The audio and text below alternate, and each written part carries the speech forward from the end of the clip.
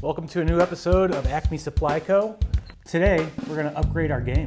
For years, I've used a used iPhone 10. It did its job.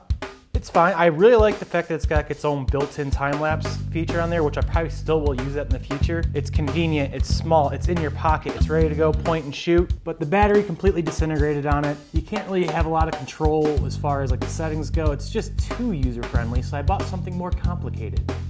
I got me a brand new Sony camera. Which one? I'm not sure. I bought the one the internet told me to buy. It's nice, it's got so much control, you can get really beautiful shots, frame rate, 4K, and you get a lot of initials that you don't understand. For content creation, all that fun stuff. We upgraded our camera game, so we need to upgrade our gear. Let's look at the stuff that I've used in the past. Woof. The IKEA cart. It's got a lot of mileage on it. I thought I could upgrade the wheels to these like rubber ones, but I can't use all four of them at the same time. I got this like free mini tripod. And it worked. You just kind of set it on there and you move it around. But that was the problem. It worked. Key on past tense. Up next, the light stand.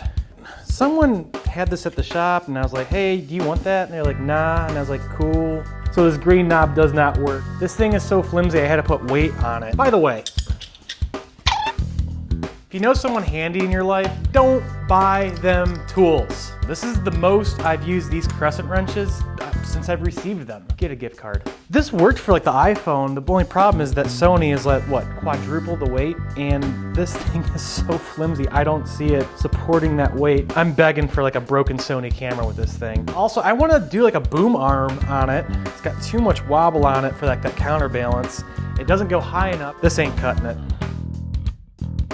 Get this thing all modded up to my liking. I love this cart, but it's become like a catch-all for just junk in the shop. So let's repurpose it.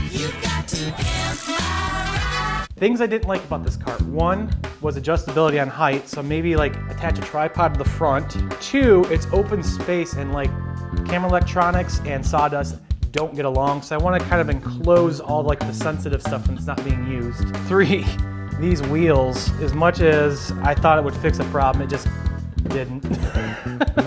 Four, let's get power to this thing. Anytime I film, I have to like wheel around this thing with the camera and it's just stupid. So I want to maybe integrate the electronics to charge the batteries, to run the camera, to be retractable. I have a broken one. Let's see if we can fix that. Yeah, that'll work. First things first, if you're like me, you are a hardware hoarder. Let's see what we got first before we start going to stores. So the way I like to kind of blueprint is I like to lay out all my stuff and kind of separate it a little bit. And this is like where like worrying kind of comes into positives for once. You're trying to figure out what the problems might be down the road. The biggest one is I know I want my electronics to be enclosed on the top of this, but my camera charger in this has to be a certain kind of height. I want to get like some big honking wheels on this thing so we can go off-roading on it. I don't have those wheels yet, so I think we're just going to work on the cabinet for now, and then the wheels will be future Tony's problem.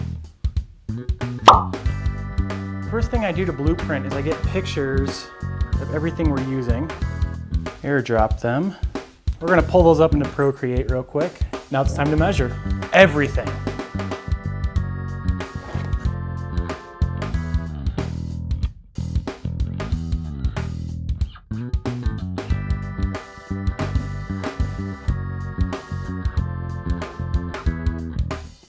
Once I have my blueprints done, I print them up. That way I can kind of make adjustments with a pencil right on the paper and not have to worry about an iPad getting ruined out here. Also, springtime in Toledo, which means I am miserable with allergies. It's just, so we're gonna try subtitles from here on out. Ew!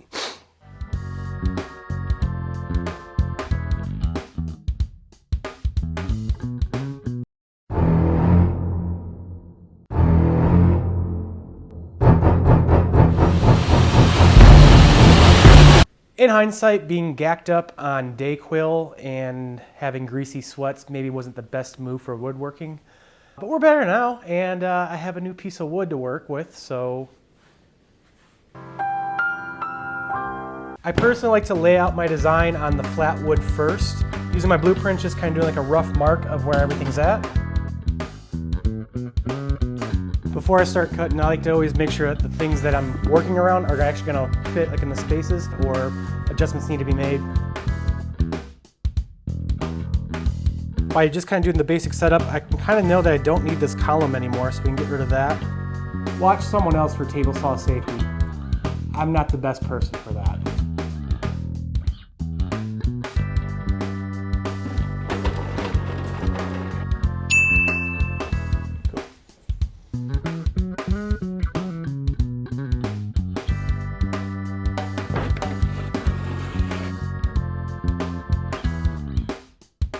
Everything is cut. Let's do a dry fit just to make sure everything was right.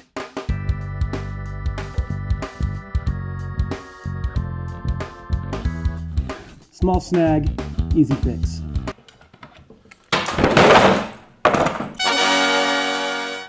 Took a little bit of finagling, but hey, we got it. Dry fit looks good. On paper, it looks good. In person, it looks okay. Hopefully our luck keeps going that way.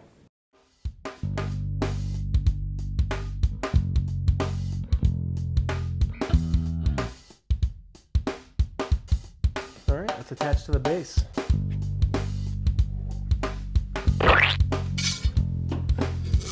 I got these pocket hole plugs. I mean, they're oak, this is pine. It's what I got. I said, remember that. A little bit of glue in there, a little on the face. Next thing I gotta do on the blueprint is just kind of put a little divider in the top here. I already found the center. I'm actually just going off this ugly knot. We're gonna cover that up. If it fits, it ships. I bought all my wheels for the setup. Got these little honkers from Harbor Freight. Pillow blocks. I bought these ones because they were like vintage as heck looking. I got them actually at my local hardware store. And then I got my axle right here. So for the back wheel, you know like when Instagram ads get you figured out? Oh, they got me. That is stupid. Look at the size of this thing. Yeah, it was expensive, but I've spent more on dumber. And I just had to have this. All right, now we're gonna try to figure out how to get this axle onto the base. So something like that. Now to make sure these are all ducks in a row, we're gonna put the rod in and then mark it with the rod in place. Just gonna put a piece of wood behind them and hopefully that kind of gets them all square against the cabinet. And then we'll mark them. And here I'm just gonna add an extra piece of wood to the bottom where those main wheels are going. That's just gonna help the lag screws really bite into something, and that way they won't get loose over time. We're just gonna use these self-tappers as just kind of like a temporary fix. Cool, we'll put some thicker ones in there so that way we won't have as much slap, but this at least will give us a good idea. We're gonna do a dry fit of these tires onto the axle, but we got these like little collars that's gonna make sure our wheels don't pop off and fly down the road. And the top one would be like a spacer in between. Ooh, shit. All right, see if a little steel wool and a little bit of oil gets that collar on there a little bit better.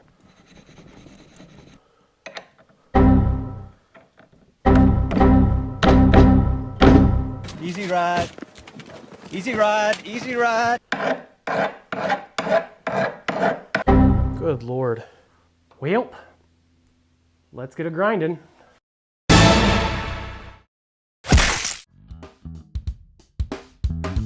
Let's try this again.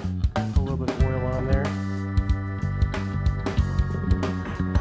There we go. So we put a collar on there for a buffer. One wheel on.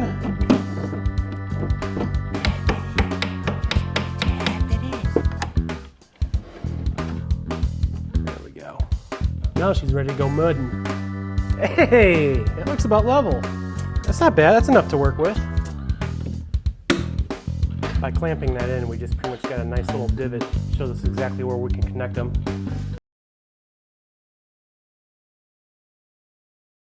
Hi.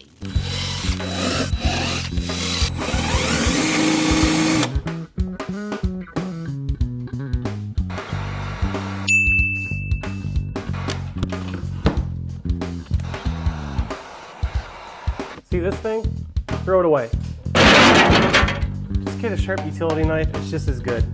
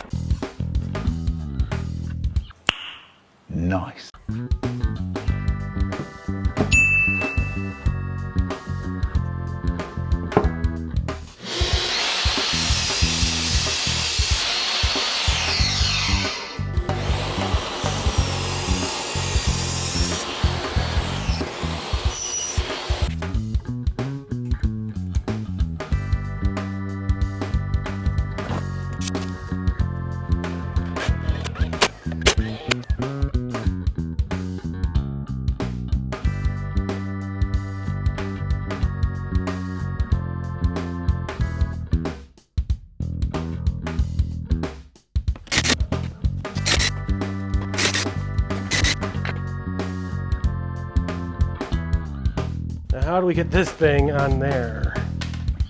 God, I hope this works.